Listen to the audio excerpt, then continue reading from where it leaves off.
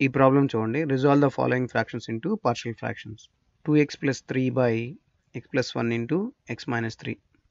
మన మోటివ్ ఏంటి అంటే మనకి ఇవ్వబడిన ఫంక్షన్ని ఎఫ్ ఆఫ్ ఎక్స్ అని కనుక అనుకున్నట్లయితే దాన్ని some A by A of x plus B by some B of x అనే ఫంక్షన్ రూపంలోకి విడగొట్టాలి. ఇలా చేస్తే పార్షియల్ ఫ్రాక్షన్స్గా రాయొచ్చు.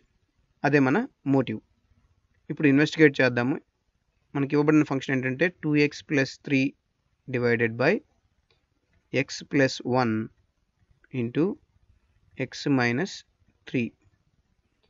దీన్ని నేను some A by x plus 1 plus B by x minus 3 అనే రూపంలో రాస్తాను. ఇప్పుడు మనం ఏబి వాల్యూస్ కనుక కనుక్కున్నట్లయితే ఈ పార్షియల్ ఫ్రాక్షన్స్ మనం విడగొట్టినట్టే. ఇప్పుడు రిజాల్వ్ చేద్దాము.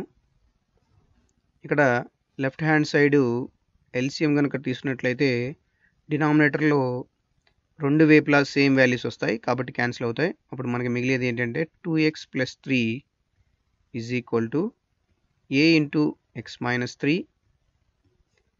Plus B into x plus 1. ఇప్పుడు మనం దీన్ని సాల్వ్ చేయడం కోసం ఎక్స్ ఈజ్ ఈక్వల్ టు 3 పెడదాం.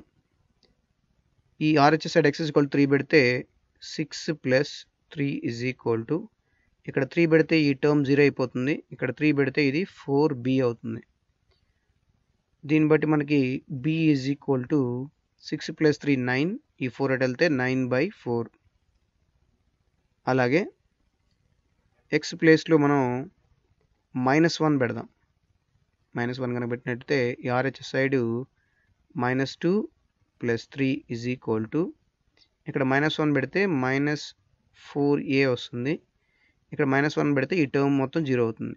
దీన్ని బట్టి మనకి a ఈజ్ ఈక్వల్ టు ఇక్కడ -2 ప్లస్ 3 అంటే 1 ఇక్కడ -4 కనుక వెళ్తే మనకి 1/4 విత్ మైనస్. ఇప్పుడు దీని నుంచి మనం కనుక ఈ పార్షియల్ ఫ్రాక్షన్ రాస్తే 2x plus 3 divided by x plus 1 into x minus 3 is equal to -1/4 into x plus 1 plus 9/4 into x minus 3. ఈ విధంగా పార్షియల్ ఫ్రాక్షన్గా మనం విడగొట్టవచ్చు.